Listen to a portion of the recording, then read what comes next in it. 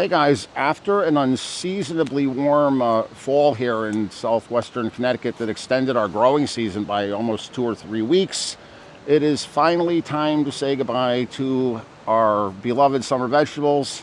If you've still been holding on to them, and I know a lot of you did this year because it's just been so warm. It's been dry, but it's been warm and things are still going.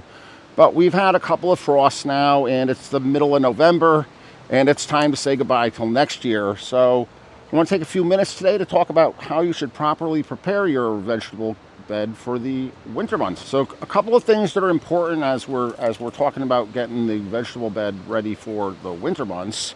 The most important thing is we want to consider hygiene.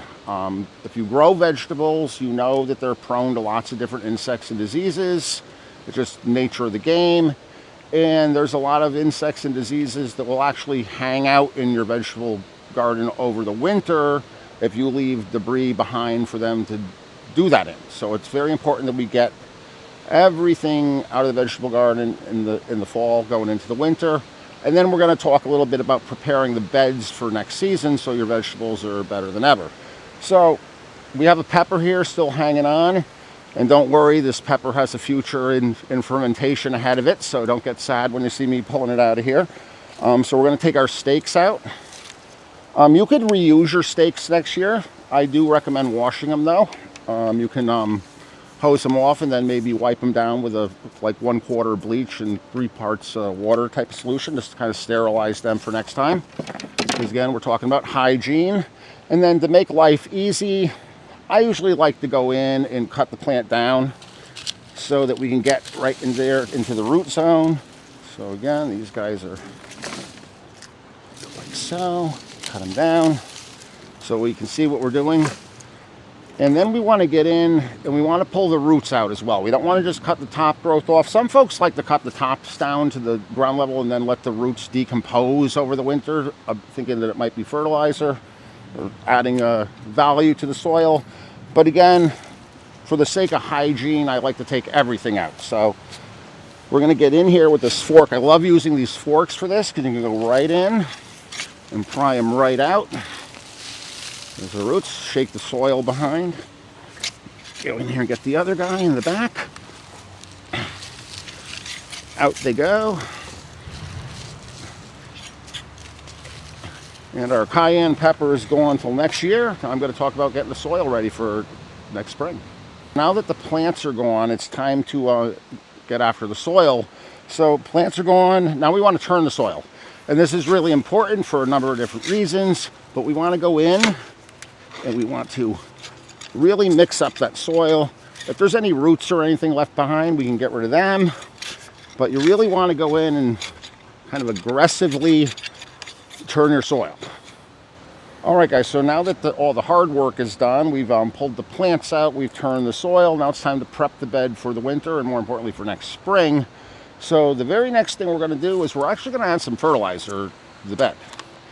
Now, some of you may be wondering, well, why are we putting fertilizer in the bed? We're not going to be growing anything in there for 6 months.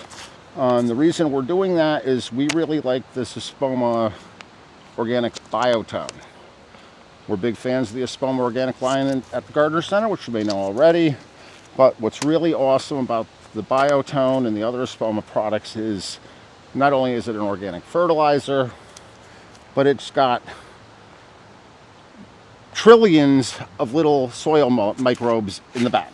And soil biology is so important to the healthier plants, the healthier your soil, the better your plants are going to be next year. So what we want to do with the Biotone is we want to get some of that in the bed in the fall so that that biology can get to work, because that biology is what eats away at the organic matter and turns that into nutrients for your plants next year.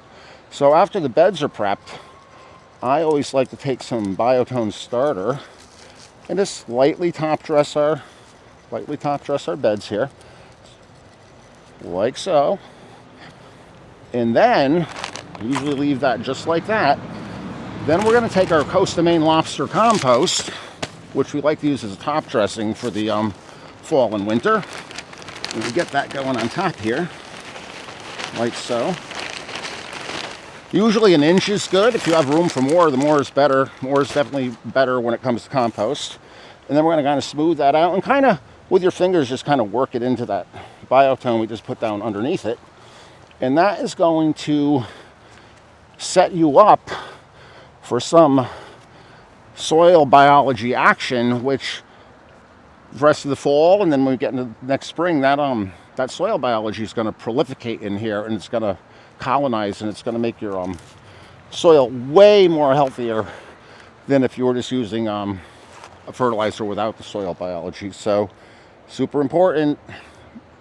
A Spoma Biotone starter and Costa Maine lobster compost when you're putting your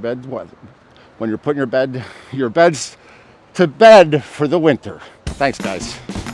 Have a good day.